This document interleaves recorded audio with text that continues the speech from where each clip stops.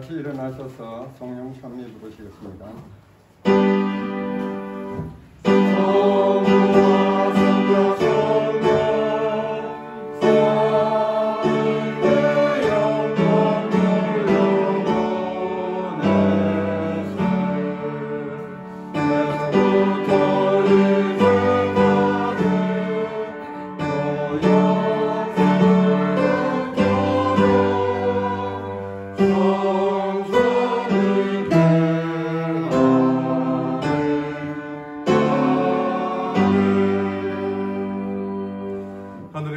하나님 아버지, 주의 사랑하는 성도님들 함께 이 성전에 모여 주님의 이름을 찬양하며 찬송할 수 있도록 축복 내려주시니 감사합니다.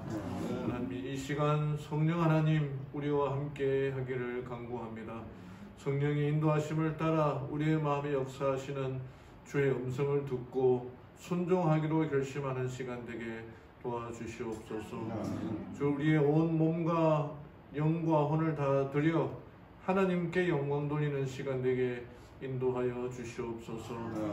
오직 주님의 이름만을 찬양하며 주님께만 영광 돌리는 시간 되게 축복 내려 주시옵소서. 사랑의 예수님 이름으로 기도드리옵나이다. 아멘.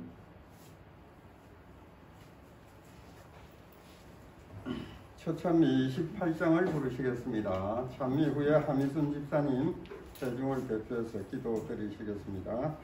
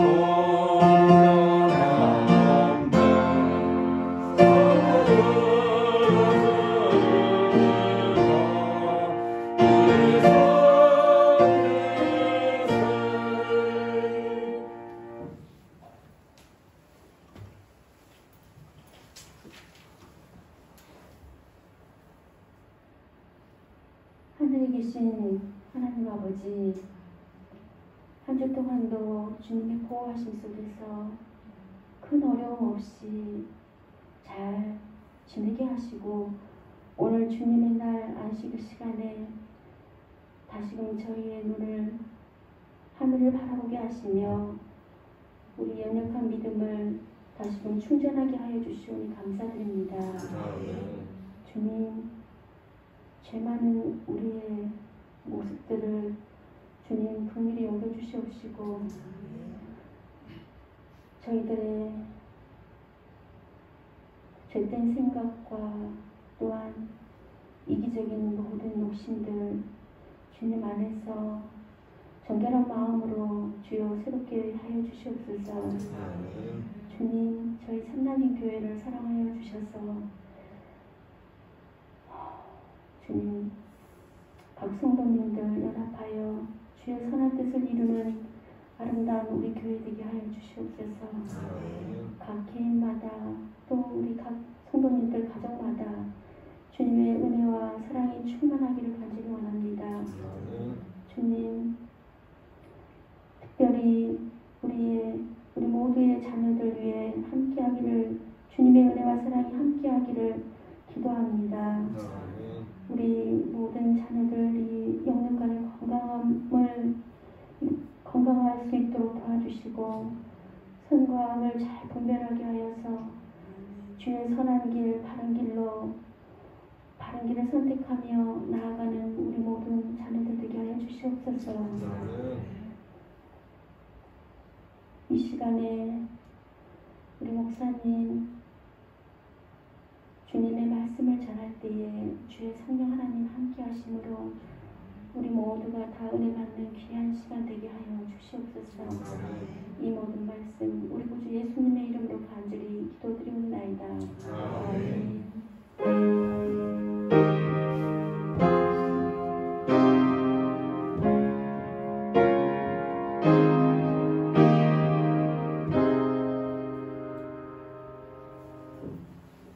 다 같이 일어나셔서 헌금 찬송 13장 부르시겠습니다.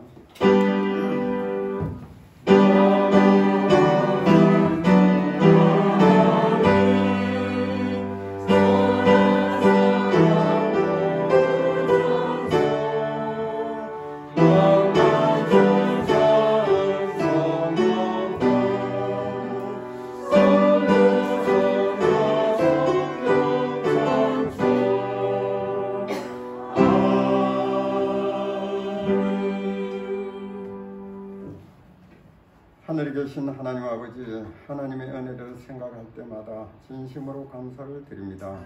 참 부족하고 연약한 저희들이 이 세상 살아가면서 참 우리 하나님 아버지께서 도와주시지 아니하시면 우리가 하루들, 한 시간들 우리가 살 수가 있겠습니까?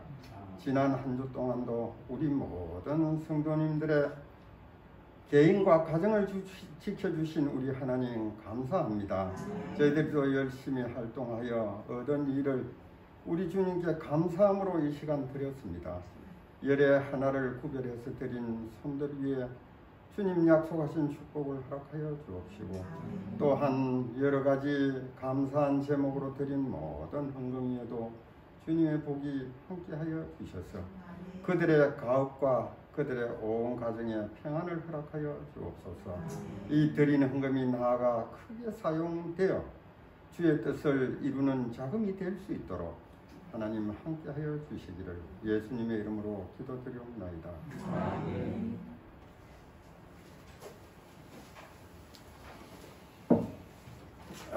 그때 찬미는 139장 부르신 다음에 우리 목사님께서 하나님의 말씀 전해 주시겠습니다. 139장입니다.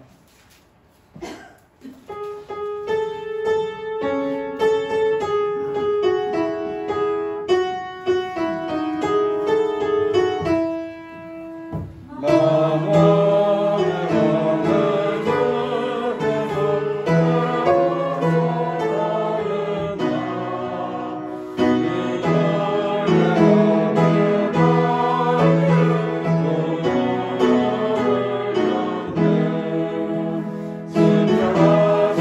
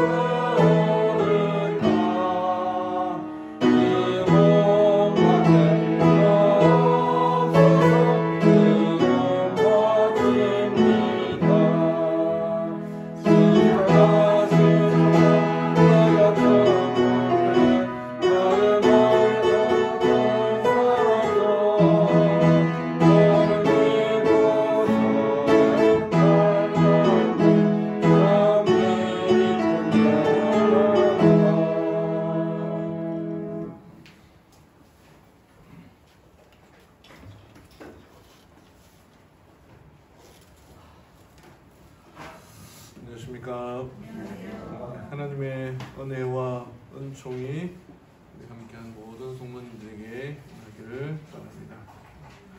먼저 하나님의 말씀 마가복음 14장 53절, 54절 그리고 66절, 72절, 66절부터 72절까지 이렇게 말씀 보겠습니다. 마가복음 14장 53절, 54절 그리고 66절부터 72절까지의 말씀입니다. 베드로의 요즘 아이들 말로 말하면 흑역사, 베드로의 부끄러운 기억들, 과거의 모습들을 함께 살펴보도록 하겠습니다. 마가복음 14장 53절, 54절.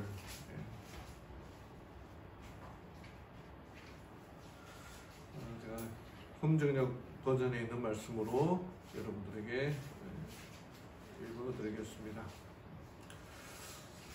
그들이 예수님을 대제사장에게로 끌고 갔는데 그와 더불어 모든 수제사장들과 장로들과 서기관들이 모여 있더라.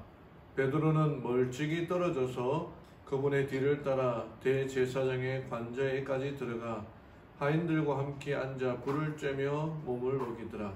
66절입니다. 베드로는 관저의 아래쪽에 있었는데 대제사장의 하녀들 가운데 하나가 와서 베드로가 몸을 녹이고 있는 것을 보고 그를 바라보며 이르되 당신도 나사렛 예수와 함께 있었도다 하거늘 그가 부인하여 이르되 나는 내가 무슨 말을 하는지 알지도 못하고 깨닫지도 못하노라 하며 나와서 현관으로 들어가니 수탉이 울더라. 한 하녀가 다시 그를 보고 곁에 서 있던 자들에게 말하기 시작하여 이르되 이 사람은 그들과 한패라 하니 그가 다시 그것을 부인하더라. 조금 뒤에 곁에 서 있던 자들이 다시 베드로에게 이르되 너는 확실히 그들과 한패라. 너는 갈릴리 사람이며 내 말투는 거기 말투와 일치하느니라 하거늘 그가 저주하며 맹세하기 시작하여 이르되 난 너희가 말하는 이 사람을 알지 못하노라 하니 수탉이 두 번째 울더라. 베드로가 예수님께서 자기에게 하신 말씀 곧 수탉이 두 번 울기 전에 내가 나를 3번 부인하리라 하신 말씀을 기억하고 그것을 생각하며 슬프게 우니라. 베드로의 이야기 너무나 잘 아는 수탉이 닭이 2번 울기 전에 3번 부인하는 장면입니다. 이제 마가복음도 이제 하나하나 끝나가고 있고요. 예수님의 마지막 일주일 우리가 이제 순환주간 기독교로에서는 순환주간이라고 하는데 이제 금요일까지 왔습니다. 일요일 예루살렘 성에 나귀를 타고 입성하는 그때로부터 시작해서 하루 지나서 이제 목요일날 밤에 성만찬 6월절 만찬을 하고 금요일 이제 그 달력으로 따지면 유대력으로는 이제 금요일날 저녁부터 시작되는 거죠. 목요일 저녁이 이제 금요일로 들어가는 거고 이제 우리 식으로 12시가 자정이 넘어서 이제 금요일날로 이제 들어가게 되는데 이제 금요일날 새벽이죠. 자정에 예수님께서는 폭도들에게 잡히셨고 가룟 유다의 배신으로 인도한 폭도들에게 잡혀서 이제 가야바와 안나스와 빌라도와 다시 헤롯에게 갔다가 빌라도에게로 가는 일들이 오늘 일어나고 있는 것들입니다. 화이트보이는 계속해서 반복해서 얘기하지만 예수님의 그 마지막 장면을 예수님의 생애를 매일 1시간씩 묵상하고 특별히 마지막 장면을 깊이 묵상하라 우리들에게 권면하고 있습니다. 그래서 좀 자세히 마가복음도 16장까지 되어 있지만 거의 8장, 9장까지 예수님의 3년 반의 생애를 서술하고 있다가 9장, 10장 들어서부터는 예수님이 그 마지막 일주일을 자세하게 설명하고 있고 특별히 그분의 마지막 하루를 또 자세하게 설명하는 것처럼 저도 예수님의 그 마지막 금요일 행적을 좀 자세하게 좀 정리해 보았습니다. 그래서 화이트보이는 폭도들에게 잡혀서 끌려가는 때가 자정이 넘었다라고 그렇게 얘기하고 있거든요. 그래서 처음에 이제 안나스에게 신문을 받고 뭉뚱그려 보면은 사내들인 공회에서 이제 재판받기 위하여 잡혀가는 겁니다. 그 당시에 유대가 로마의 압제에 있었기 때문에 비록 그들의 법정에서 사형 선고는 내릴 수가 있지만 로마 법에 의하면은 집행은 할 수가 없습니다. 그래서 사내들인 공회 최고의 회의라고 할 수 있는 그곳에서 예수님을 사형 선고를 하기 위하여 이제 음모를 꾸몄던 거죠.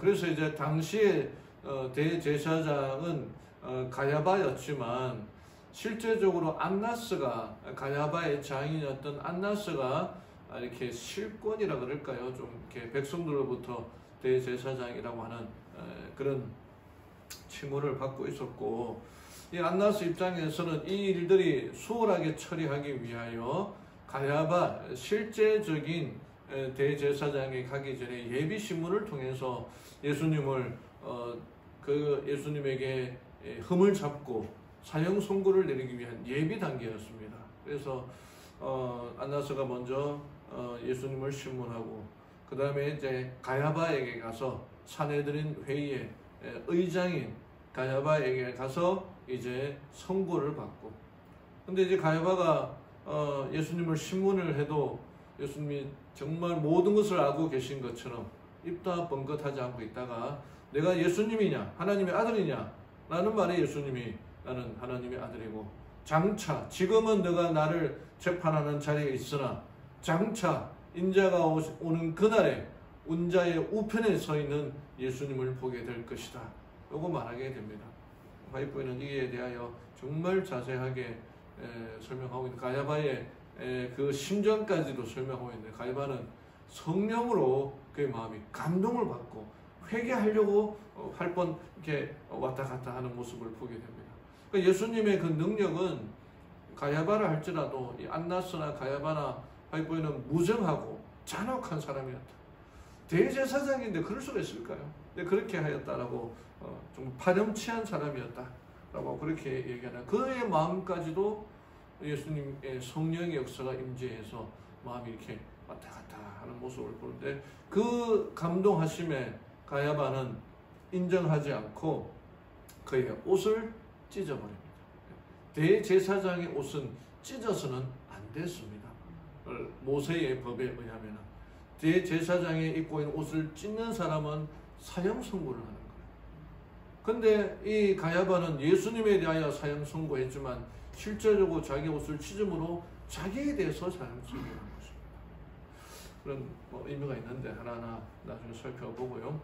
그 다음에 이제 빌라도에게로 가서 신문을 받습니다. 사내들인 회의에서는 사형 선고는 할 수 있으나 집행은 로마의 법에 의하여 집행만 할 수가 있어요. 사실 이 모든 것들이 모세의 법이나 그들의 법에 어긋나는 것이었습니다. 신문을 하는 거나 이렇게 죄수를 신문하는 거나 집행하는 거는 해가 지고 난다 하면은 할 수가 없어요. 참 이 어떤 뭐랄까 일과가 끝난 이후에는 할 수가 없지만 이 말씀대로 살려고 해야 될 그 제사장들, 장로들, 서기관들이 앞장서서 법을 무시합니다. 해 뜨기 전에 모든 것들을 다 완료해 놓고 예수님을 죽이려고 정말 몸부림친 거죠. 왜 이 가야바와 안나스와 제사장들이 예수님을 죽이려고 했을까? 그거는 돈 때문이었습니다. 돈. 성전 봉사를 하면서 성전에 바쳐지는 양, 돈 이런 것들은 흠없고 줌없는 것들만 바쳐야 되거든요. 그런데 이 사람들이 자기 집에서 좋은 것을 가져와서 바치려고 하면은 제사장들이 다 캔슬하는 거예요. 리젝트하는 거예요. 이게 뭡니까? 흠이 있다고 하는 거예요. 그러니까 어쩔 수 없이 제사장과 연관된 사람들이 파는 짐승들만 사야 되고, 또 당시 로마의 돈은 가이사랴의 동전이 거려져 있으니까 그 돈은 우상이니까 들을 수가 없으니까 유대인들이 쓰는 셰켈로 바꿀 수밖에 없는 겁니다. 그러니까 바꾸면서 돈을 얻고 양을 바꾸면서 아무리 높은 가격을 받아도 제사장들에게서 산 그 양은 절대로 리젝트 되지 않으니까 그 양을 살 수밖에 없는 거예요. 그 엄청난 돈을 벌었던 거예요. 제사장들이 뭐가 또 아쉬웠다고 돈을 벌었겠습니까? 근데 예수님의 1차 성전 정결, 2차 성전 정결을 통해서 돈을 못 버니까 이 예수님에 대한 원한이 정말 이렇게 돈 때문에 죽이고 싶을 정도로 그렇게 원수가 되었던 것입니다. 그래서 빌라도에 가서 신문을 받았지만 1차 신문을 받았지만은 빌라도가 아무리 봐도 당시에 총독이 될 정도면은 뭐 보통 실력 있는 사람이잖아요. 인정받는 사람 아닙니까? 그러니까 빌라도가 몇 마디 질문해도 예수님으로부터 아무런 그 흠을 잡을 수가 없는 거예요. 그 다시 이제 이 유대인들의 문제니까 헤롯에게 보내고, 헤롯이 또 봐도 뭐 나중에 얘기하겠습니다만 또 해서 그 다시 빌라도에게 왔을 때 빌라도가 다시 죄 없음을 확인했으나 그의 이 총독의 자리를 유지하기 위하여 유대인과 결탁하고 손을 씻고 나는 아무 상관이 없다 하고 유대인에게 죽이라고 넘겨주게 됩니다. 예수님을. 그리고는 군인들이 조롱하고 매질하고 그다음에 갈고리로 끌고 가게 되죠. 그래서 예수님이 이제 그 십자가, 그 무거운 십자가를 지고 올라가는 그 길, 물론 시몬이 대신 지었습니다만 너무나 힘들었기 때문에 올라가는 그 길을 한 14가지 포인트라고 해서 이제 성지순례 비아 돌로로사에서 예수님이 올라가면서 넘어졌던 곳 또는 말씀하셨던 곳 해서 이제 비아 돌로로사 고난의 길, 고통의 길이라고 하는 그 포인트가 이제 올라가면서 갈보리에서 십자가에 못 박히고 오후 3시경에 돌아가시는 그 일들이 있었습니다. 그래서 그 마지막을 하나 보면은 여러 설교들이 많죠. 비아 돌로로사에서 14개의 설교가 나오고, 그 다음에 예수님의 가상칠언, 십자가에 못 박혔을 때에 했던 7가지 말, 그래서 한 7편의 설교, 정말 하나하나 보면은 그분의 예수님의 그 마지막을 얼마든지 묵상할 수 있고 명상할 수 있는 그 장면들을 우리가 볼 수가 있습니다. 자, 그래서 예수님의 그 마지막 일주일을 하나하나 보고 또 특별히 마지막 장면을 또 묵상하면서 그분의 생애가 나에게 어떤 영향을 미치는가 하나하나 살펴보는, 개인적으로도 보는 그런 시간들을 가지게 되기를 바랍니다. 자, 오늘은 예수님께서 배반당하고 잡히시고 신문받고 하는 그 장면 중에 베드로의 이야기, 마가복음은 베드로의 이야기거든요. 베드로가 자기가 구술한 내용을 마가가 적었던 거기 때문에 베드로의 그 참 부끄러운 기억이 담긴, 추억이 담긴 예수님을 3번 부인하는 이 이야기를 통해 우리가 배울 수 있는 교훈은 무엇인가, 그렇게 살펴보려고 합니다. 오늘 말씀의 제목은 예수님께 어떻게 붙어 살자? 딱 붙어 살자. 딱 붙어 살자라는 제목으로 함께 나누기로 합니다. 기우라는 말이 있습니다. 기우. 기인지우의 줄임말인데 쓸데없는 걱정이라는 거죠. 쓸데없는 기우. 이 기나라 사람이 걱정을 하는데 이 하늘이 무너지면 어떻게 될까? 땅이 꺼지면 어떻게 될까? 늘 그런 걱정을 하는 사람이 있었습니다. 정말 걱정이 태산인 사람이 있었어요. 근데 이 사람보다 더 걱정인 태산인 사람을 찾아가서 이렇게 물어보게 되는데, 이 사람이 얘기하기를 하늘은 기체로 이루어져 있기 때문에 절대로 하늘이 무너질 수 없으니 걱정하지 마라. 그렇게 얘기하고, 땅은 또 어떻게 됩니까? 땅은 이 또 흙덩이가 사방을 꽉 채우고 있기 때문에 절대로 꺼질 수 없다. 이 땅이 꺼질까 하늘이 무너질까 걱정하지 말라라고는 이 말에 모든 걱정을 내려놓았다라고 합니다. 그런데 작년에 이 구리시 교문동의 인근 도로에 직경이 16m 또 깊이가 21m 되는 대형 싱크홀이 발생했습니다. 여러분들이 보는 것처럼 어마무시한 겁니다. 그 구멍이 뻥 하고 이제 뚫어지게 된 거죠. 조사를 해보니까 그 전철 별내선 전철 그 굴착 공사 때문에 싱크홀이 발생했다는 것으로 밝혀졌다는 거예요. 그래서 또 외신에 의하면은 멕시코 외딴 농가 인근에 5m 정도의 싱크홀이 생겼는데 이게 점점 커져가지고 축구장보다 더 큰 직경이 한 126m, 또 그 깊이가 한 5층에서 7층 정도 되는 깊이로 그 싱크홀이 생겼다고 합니다. 근데 그 땅이 무너질 때 개 2마리가 어떻게 빠졌는데 구조되었다고, 농가에 보이는 이 사진에 보이는 것처럼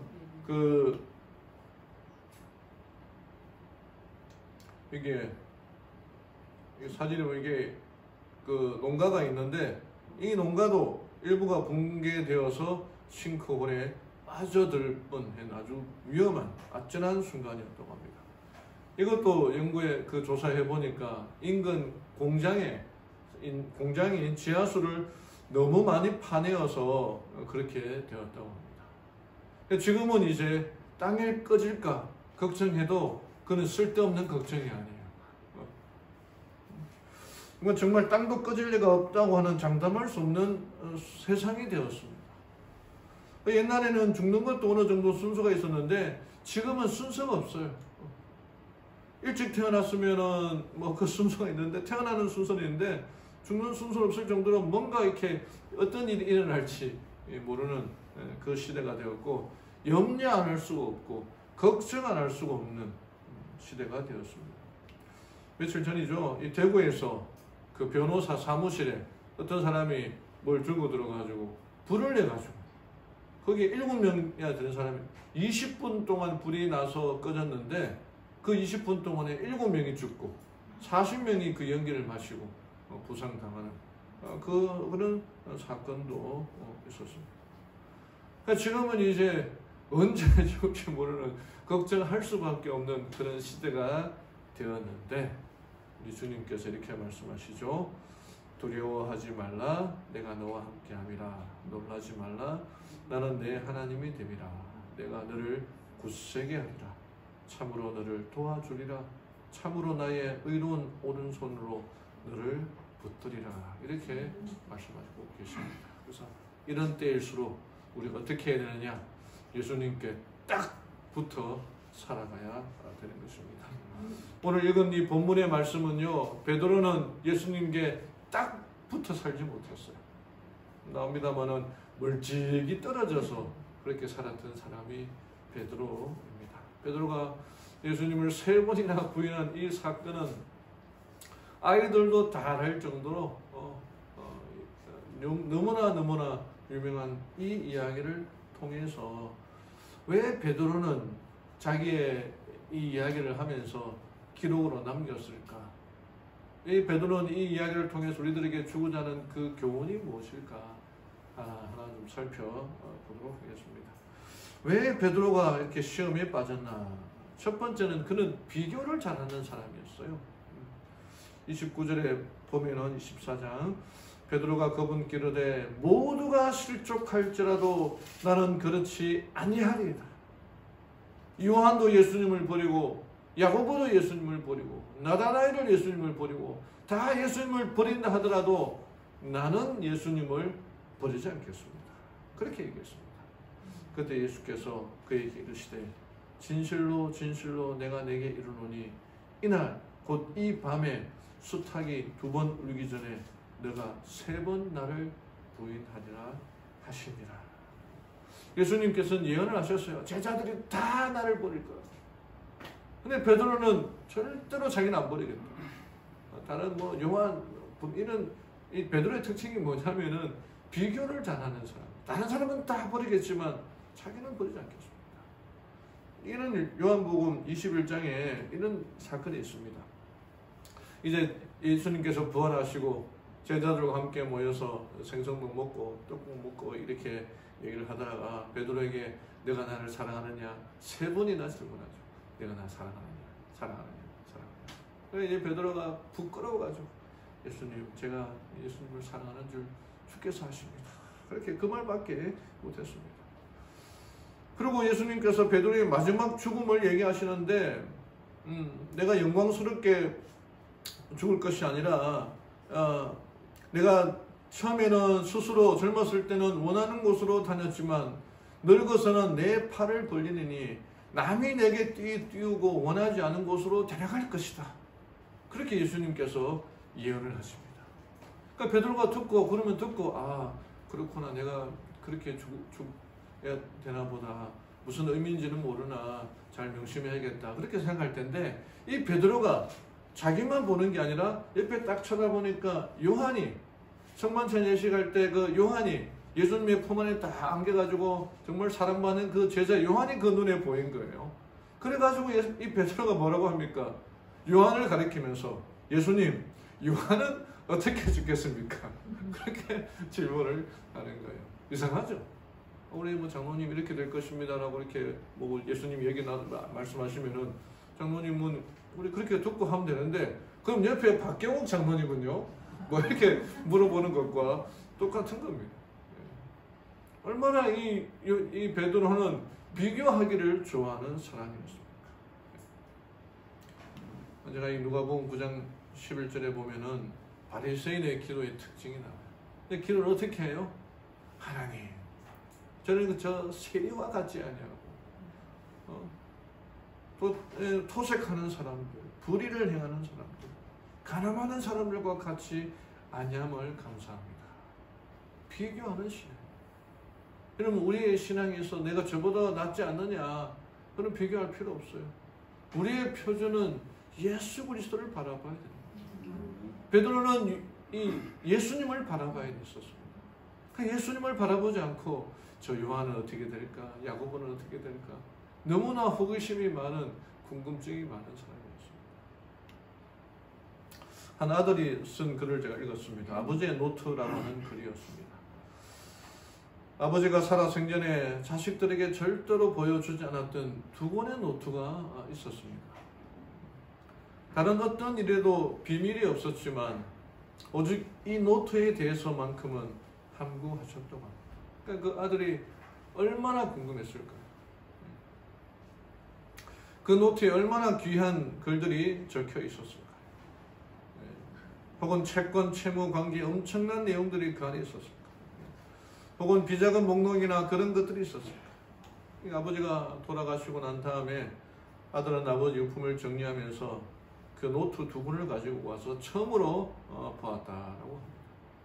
근데 이제 첫 번째 그 노트를 보고 있는데 정말 뭐 대단한 것이 있지 않은가 싶어서 봤는데 그냥 친구들 이름이 가득 적혀 있었다는 겁니다. 누구한테 얼마 빌려주고 누구한테 얼마 빌려주고, 그러면 이제 그 빌려 돈 받으면 받아도 자기가 이제 될 텐데 그게 없으니까 실망했었어요. 근데 그 어머니가 와서 보기를 내 아버지 노트 보고 있구나. 어머니, 이 노트에 대해서 아세요? 그랬더니 이것은 내 아버지가 기도할 때 쓴 노트란다. 매일 밤 가족들과 친구들의 이름을 불러가며 조용히 기도하곤 하셨던 노트란다. 그게 기도의 노트였다. 근데 다른 노트를 또 펼쳐보니까 거기에는 아는 사람 이름이 거의 없었어요. 잘 모르는 낯선 이름을, 전혀 들어보지 못한 이름들이 보였습니다. 그래서 어머니, 이분들은 누군가요? 전혀 모르는 분들인데요. 그랬더니 그 어머니가 얘기하기를 그 노트의 이름들은 아버지에게 상처를 주신 분들이란다. 아버지는 매일 그들을 용서하는 기도를 하셨단다. 저는 이 이야기를 읽으면서 많은 생각에 젖어들게 되었습니다. 내가 무언가를 읽을 수 있는 노트가 있다면 이런 용서의 노트를 쓸 수가 있을까? 예수님이 사셨던 그 3년 반의 그 공생에는 정말 용서를 위한 기도의 시간이었습니다. 얼마나 말 잘 안 듣는 그 베드로, 볼 때마다 얼마나 답답했을까? 명색이 수제자인데 제일 똑똑하고 제일 이렇게 눈치가 빠르고 제일 신앙이 있는, 믿음 있는 사람이어야 되는데 그런 예수님이 성천하실 때까지 엉뚱한 소리를 하는 사람이었습니다. 그를 위하여 얼마나 많이 기도하셨을까요? 예수님의 기도 노트가 있습니다. 누가복음 23장 34절에 쉬운 성경으로 이렇게 번역해 보았습니다. 예수님께서 십자가에 못 박히실 때에 드렸던 기도입니다. 그때 예수께서 말씀하셨다. 아버지, 이 사람들을 용서해 주옵소서. 그들은 지금 자기들이 무슨 일을 하고 있는지조차 알지 못합니다. 십자가 밑에서 군병들은 제비를 뽑아 예수의 옷을 나누어 가졌다. 여기에는 들어있지 않지만 예수님의 마음을 좀 생각하면서 제가 한번 더 생각해 봤는데, 아버지, 이 사람들을 용서해 주옵소서. 그들은 지금 자기들이 무슨 일을 하고 있는지조차 알지 못합니다. 라고 하고 그 사이에다가 그렇게 말씀하시는 도중에도 십자가 밑에서 군병들은 제비를 뽑아 예수의 옷을 나누어 가졌다. 우리의 표준, 우리가 비교해야 될 분은 오직 예수님밖에 없습니다. 베드로는 늘 다른 사람을 비교했어. 저 사람은 나와 비교할 때 어떻게 될까? 베드로의 잘못된 신앙이었습니다. 우리의 표준, 우리가 바라보아야 할 대상은 예수 그리스도, 예수님이심을 명심하고 살아가는 우리 모든 성도님들 되기를 간절히 바랍니다. 두 번째 우리가 배울 수 있는 것은 베드로의 멀찍이 신앙을 따라가서는 안 된다는 것입니다. 53절에 이렇게 기록합니다. 그들이 예수님을 대제사장에게로 끌고 갔는데 그와 더불어 모든 수제사장들과 장로들과 서기관들이 모여있더라. 베드로는 멀찍이 떨어져서 그분의 뒤를 따라 대제사장의 관저에까지 들어가 하인들과 함께 앉아 불을 쬐며 몸을 녹이더라. 너무나 잘 아는 유명한 말씀이죠. 베드로의 신앙 상태가 어떤지. 베드로는 딱 붙어 다닌 게 아니라 멀찍이 떨어져서 예수님을 따라갔습니다. 이 베드로는 예수님에게 당신이 어디를 가든지 모든 사람들이 다 버린다 하더라도 예수님을 따르겠습니다라고 해놓고서는 막상 일이 터졌을 때 멀찍이 되는 거리는 어느 정도일까요? 서로 이제 눈이 정도 보일 정도로 인식할 정도로 그 거리에 그냥 예수님을 따라갔습니다. 물론 베드로는 다른 제자들처럼 도망가지는 않았어요. 그렇다고 딱 붙어 있지는 않았습니다. 멀찍이 떨어져 가니까 어떻게 되었겠습니까? 이게 66절부터 나오는데, 예전에 그 노래 가사 중에 뭐 내 거인 듯 내 거 아닌 내 거 같은 너, 그런 가사 아십니까? 예, 유명한 그 가사인데 베드로의 모습이 그런 것 같아요. 제자인 듯 제자 아닌 제자 같은 베드로. 66절에 보면은 그가 가서 이게 베드로는 관저의 아래쪽에 대제사장의 그 집에서 이제 신문이 있는데 그곳에서 이제 산헤드린 회의가 모이고 하는데 그 아래쪽에서 이제 몸을 녹이고 있다. 그것도 예수님 곁에 있었던 게 아니라 다른 이 무리들과 같이 있었다는 거예요. 나는 자기는 떳떳하다, 나는 아무렇지도 않다, 그렇게 하는 거죠. 그랬더니 이제 종이 와서 너 예수님하고 같이 있던 사람 아니냐? 그렇게 물어보는 거예요. 그럼 당연히 이제 아니라고 그러죠. 아니라고 하면은 내 정체를 아나 보다. 그러면은 밖으로 나가야 되는데, 뭐 도망가야 되는데, 그렇게 하지 않고 68절에 보면은 그가 부인하여 이르되 나는 내가 무슨 말을 하는지 알지도 못하고 깨닫지도 못한다. 그러니까 너가 예수님 제자 아니냐라고 물었을 때, 야, 나는 네 말이 무슨 말인지 모르겠다, 알면서도 모르겠다 얘기하고는 현관으로 들어가게 하는 모습을 보여줍니다. 뜰에 있다가 예수님 있는 그 신문 받은 곳 앞에 뜰에 있다가 종이 이제 그렇게 물어보니까 뜨끔하고 도망가야 되는데 도망가지 않고 현관으로 더 가까이 올라갑니다. 사람들이 더 있는 곳에. 근데 이 시간이 뭐 순식간에 일어난 것처럼 보이지만 다른 사복음서를 비교하면은 시간이 꽤 지체된 것으로 나옵니다. 적어도 1시간 이상 그곳에서 있었다는 거예요. 근데 그곳에 계속 있으니까 또 다른 사람들이 물어보는 거예요. 처음에는 첫 번째 질문, 두 번째 질문에는 그냥 이렇게 부인하다가 세 번째 질문에서는 예수님의 이름을 놓고 71절에 그가 저주하여 맹세하기 시작하여 이르되 나는 너희가 말하는 이 사람 예수님을 지적하면서 모른다라고 말합니다. 저주한다는 말이 어떤 의미인지 모르겠지만 맹세한다는 말이 아마 그냥 뭐 저주한다는 걸 욕을 했겠죠. 뭐 이렇게 그런 욕을 하면서 나는 예수를 몰라 하고 그렇게 얘기하는 거예요. 그 예수님을 멀찍이 따라갔던 이것도 아니고 저것도 아닌 그 따라갔던 그 신앙을 했던 베드로에게 일어났던 충격적인 사건인 것입니다. 저는 한번 말씀을 드렸지만 이 체로키족의 그 지혜라고 해서 이제 그 할아버지가 인디안 할아버지가 인디안 소녀에게 손자 손녀에게 인생의 원칙을 가르쳐주는 그런 말이 있지 않습니까? 우리 마음속에 두 마리의 늑대가 있는데 그들은 항상 싸운다. 한 마리는 나쁜 늑대, 분노, 질투, 슬픔, 후회, 욕심, 오만, 자기 연민, 거짓, 허영, 헛된 자존심, 그리고 자기 자신. 나쁜 늑대가 있고 또 다른 한 마리는 착한 늑대인데 기쁨, 평화, 사랑, 희망, 친절, 겸손, 동정, 너그러움, 믿음. 좋은 늑대가 우리의 마음에 있다. 그러니까 이 마음속 두 마리의 늑대 이야기를 들은 손녀가 물었습니다. 할아버지, 그럼 나쁜 늑대와 착한 늑대 중에 어느 늑대가 이깁니까? 하고 물었을 때 할아버지의 대답이 바로 무엇이었느냐? 내가 먹이를 주는 늑대가 이기게 된다. 누구를 더 잘 키울 것이냐? 베드로의 무너지는 단계가 그의 마음속에 나쁜 늑대에게 먹이를 주는 과정이었어요. 그건 처음에 부인할 때는 직접적으로 예수를 부인하지 않았습니다. 이거 무슨 말 하노? 난 모르겠다. 그 두 번째도 예수님 당이냐? 근데 예수님 당이 아니다 라고 그랬고 세 번째에서는 맹세하고 저주하고 말하기를 예수를 모른다라고 아주 확실하게 부인합니다. 그러니까 그의 마음속에 이제 한번 질문을 받았으면 밖으로 나가든지 아예 떨어지든지 아예 자기 솔직하게 얘기해놓고 난 예수님 제자다라고 말씀을 되는데 그것도 아니고 그냥 하나하나 자기의 마음에 그 죄된 그 생각들을 하나하나 하는 거죠.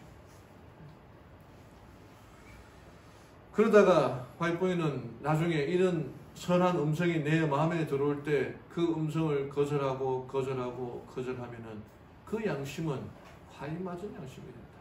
그 어떤 좋은 말씀들이 내 마음에 들어와도 끄떡도 하지 않는 굳어져 있는 양심이 된다. 그렇게 얘기하고 있거든요. 분명하게 말하기를 예수님은 자기 십자가를 치고 나를 따르지 않는 자는 내게 합당하지 않는다. 자기 목숨을 얻는 자는 잃을 것이요 나를 위하여 자기 목숨을 잃는 자는 얻으리라. 로마서 12장 11절 부지런하여 게으르지 말고 열심을 품고 주를 섬기라. 신명기 6장 5절 너는 마음을 다하고 성품을 다하고 힘을 다하여 내 하나님 여호와를 사랑하라 라고 했는데 베드로는 알지 이게 그냥 이것도 아니고 저것도 아니고 따라다니다가 정말 부끄러운 그 역사를 경험하게 된 것입니다. 우리는 어떻게 살아야 되느냐? 오늘 말씀의 제목 딱 붙어 살아야 됩니다. 72절에 수탉이 두 번째 울더라. 베드로가 예수님께서 자기에게 하신 말씀 곧 수탉이 두 번 울기 전에 내가 나를 세 번 부인하리라 하신 말씀을 기억하고 그것을 생각하며 슬프게 우니라. 베드로는 참 이 모습 하나는 참 좋죠. 정말 예수님에 대한 사랑에 부끄러움에 거의 회개하는 장면. 화이트보이는 여기서 좀 더 자세히 설명하는데요. 베드로가 세 번이나 이제 부인하고 나는 예수를 모른다 라고 맹세하고 저주하고 부인했을 때 그 베드로가 그때 신문 받고 있는 예수님을 바라보게 되었고 예수님도 베드로와 시선이 딱 마주치게 되었던 그 장면이 있습니다. 비열한 저주의 말이 베드로의 입술에서 발해지며 목청껏 우러대는 달개 울음소리가 아직도 그의 귀에 울리고 있을 그때에 구주께서는 얼굴을 찌푸린 재판장들로부터 얼굴을 돌려 그분의 가련한 제자를 유심히 바라보셨다. 그와 동시에 베드로의 시선도 주께 이끌렸다. 아니, 어떻게 그 부끄러운 장면에 이렇게 시선이 마주치는 그 장면이었던 겁니다. 사랑의 시선이 교차되자 베드로는 심한 부끄러움을 느끼게 되었고, 창백하고 고통에 차 있는 얼굴과 떨리는 입술과 동정과 용서의 정이 서린 그분의 모습은 화살처럼 그의 마음을 찔렀다. 양심은 일깨워졌다. 기억은 되살아났다. 그리고 그동안 그 짧은 시간에 예수님과 교제했던 그 추억들이 물밀들처럼 그의 마음에 다가오게 되었던 것입니다. 그분의 참으심, 그분의 자비, 그분의 사랑의 말들, 그런 모든 자기에 대하여 참으셨던 인내, 그리고 겟세마네 동산에서 자기에게 하셨던 그 말씀들이 생각나면서 더 이상 그 자리에 있을 수가 없어 그곳을 박차고 그냥 나갔습니다. 나가서 막 그냥 정신없이 가서 정신을 차려보니까 자기가 그 겟세마네 동산에 있는 거예요. 거기서 엎어져서 울고 회개하고. 여기 베드로와 가룟 유다 둘 다 나쁜 놈이죠. 배신자죠. 그러나 그 차이점이 있습니다. 베드로는 자신에 대해서 절망했어요. 유다는 예수님에 대해서 실망했습니다. 예수님이 그냥 잡혀가는 모습을 보고 유다는 예수님이 잡혀갈 때 그의 메시아적인 힘으로 다 떨쳐낼 줄 알았어요. 그런데 예수님이 잡혀가는 그 모습을 보고 실망합니다. 아, 이분은 메시아가 아니구나. 근데 베드로는 자기 자신에 대해서 실망했어요. 그 베드로는 하나님의 은혜를 구했습니다. 근데 가룟 유다는 하나님의 은혜를 구하지 않았죠. 베드로는 회개하고 죄사함을 얻었으나 가룟 유다는 자책하고 죄책감에 빠져 이렇게 회개는 하지 않았습니다. 결국에는 자살하고 말았죠. 베드로는 예수님 승천 이후에 사도행전 전반부의 주역으로 나타납니다. 그러나 가룟 유다는 잘 아시다시피 그의 직분을 마띠아가 대신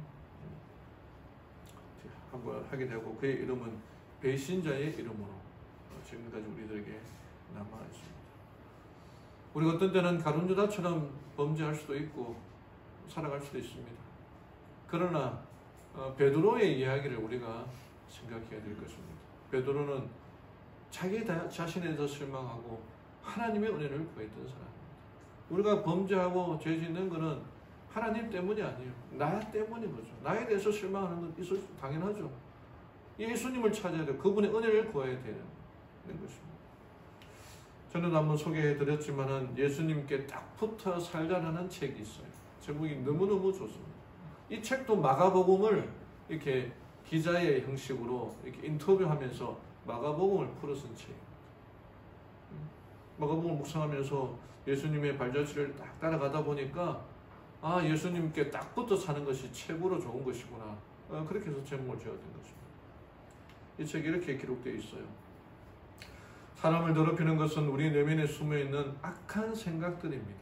이것들은 정결의식으로 씻어낼 수 있는 것도 아니고 뼈를 깎는 수행이나 고행으로도 해결할 수 없습니다. 하나님은 우리 내면의 악함을 고치고 정결하게 하기 위하여 아주 특별한 의식을 거행하셨는데 다름 아닌 십자가의 정결의식입니다. 십자가의 피로만이 씻어낼 수 있기 때문입니다. 십자가가 우리의 마음에 거해야 됩니다. 예수님의 마지막 장면들, 예수님의 생애를 날마다 묵상하고 마지막 장면들을 더 깊이 묵상해야 될 게 우리의 그게 딱 붙어 살아가는 거예요. 어떻게 하는 것이 딱 붙어 살아가느냐? 구약 성경에 한나의 이야기가 있습니다. 한나는 사무엘의 어머니 한나는 남편의 사랑을 받았지만 자식을 낳지 못했어요. 근데 그 분이나는 남편이 자식을 낳은 자기보다 한나를 더 사랑하니까 질투가 나서 한나를 그렇게 괴롭히고 무시하고 그랬습니다. 한나는 그때마다 성소에 올라가서 눈물로 기도하고 하나님 아이를 주십시오. 그렇게 기도하지 않습니까? 근데 그 모습을 엘리가 보니까 이 한나가 딱 보니까 술 취한 사람이었어요. 이렇게 몸을 그러면서 하는 모습을 보고 울기도 하는 모습을 보니까 아, 술 취했구나. 그렇게 해서 한나 집사님 술 깨세요. 이제 술 먹지 마세요. 그렇게 이제 꾸짖지 않습니까? 근데 그때 한나가 울면서 목사님, 저는 술 먹은 게 아니에요. 저는 슬픈 여자입니다. 너무 서럽고 괴로워서 아이가 없어서 이렇게 기도하고 있었습니다. 라고 말했습니다. 그럴 때 엘리가 대답하여 이러기를 평안히 가라. 이스라엘의 하나님이 내게 기도하여 구한 것을 허락하시기를 원하노라 하니 이르되 당신의 여종이 당신께 은혜 있기를 원하나이다 하고 가서 먹고 얼굴에 다시는 근심빛이 없더라. 여러분 얼마나 대단한 믿음입니까? 교회에서 이렇게 어떤 분이 집사님 오셔서 눈물을 흘리면서 기도하고 있는데 제가 그것을 보고 장로님 걱정 마십시오. 하나님께서 응답해 주실 것입니다. 라고 얘기하는 그 말을 딱 듣고 눈물을 다 닦고 집에 가서 전혀 슬픈 빛이 없는 것처럼 어떻게 그렇게 할 수 있겠습니까? 한나가 그렇게 했다는 거예요. 정말 엘리 목사님은 그 자식 교육 때문에 그렇게 평은 좋지 않았습니다. 근데도 그 엘리 목사님의 그 한 말씀을 딱 듣고는 하나님의 음성이라 생각하고 더 이상 눈물을 흘리지 않고 모든 것을 다 닦고는 집에 가서 다시는 먹고 마시면서 얼굴에 다시는 근심빛이 없더라.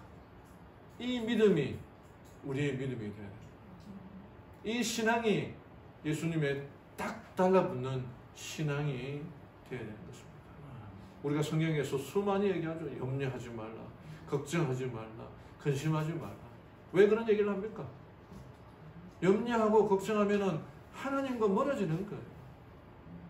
근데 하나님과 여기에 조진불가 이런 말을 했는데 믿음의 시작은 염려의 끝이요 염려의 시작은 믿음의 끝이다. 정말 대단한 말입니다. 염려하느냐 믿음이 죽을 것이고 믿음을 추구하느냐 염려가 죽을 것이다. 우리는 예수님께 딱 붙어 산다는 말은 더 이상 염려하지 말고 걱정하지 말라는 그런 의미도 포함되어 있는 것입니다. 그래서 여기에 최종훈 교수님이라는 분이 이렇게 얘기했어요.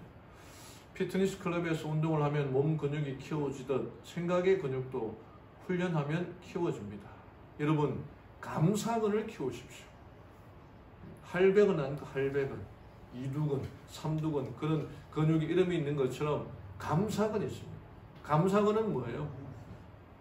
하나님께 감사하는 그 근육을 말합니다. 범사에 감사하고 행복은 감사에 달려있다는 생각 근육 훈련입니다. 우리가 지금 제자훈련하는 팀과 함께 저녁마다 여러 번 얘기했지만은 하루를 살면서 감사할 조건이 뭐가 있나 정말 쥐어짜듯이 찾아봐야 되는 거예요. 그게 감사근인 거예요. 그렇게 훈련을 하면은 조그마한 일이 생겨도 그게 감사하게 되는 것입니다. 하나님께 딱 붙어 살아가는 그런 의미를 말하는 것입니다. 사랑하는 성도는 예수께 딱 붙어 살아가기로 결심하는 우리 성도님들 되기를 바랍니다.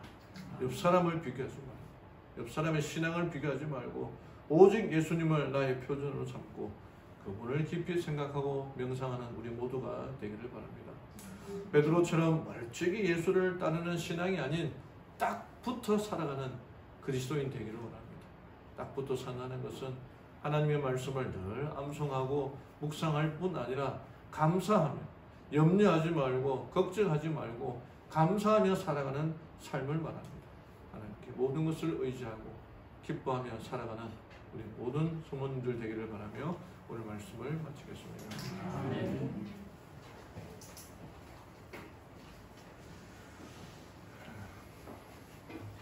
우리 강명훈 집사님 아들 명훈 씨 환영합니다.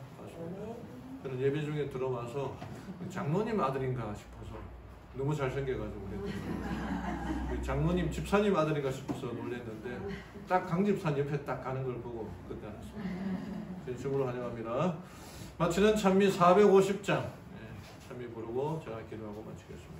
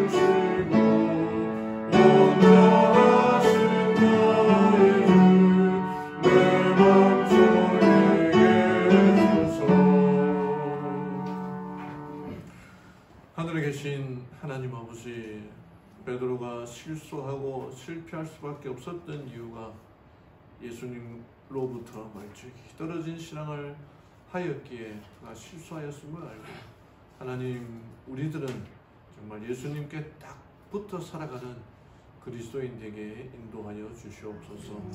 언제나 주의 말씀을 묵상하고 암송하고 주의 생애를 날마다 명상하고 묵상하고, 특별히 그분의 마지막 장면들을 깊이 묵상함으로 늘 예수님과 동행하며 그분과 딱 붙어 살아가는 죄를 되게 인도하여 주시옵소서.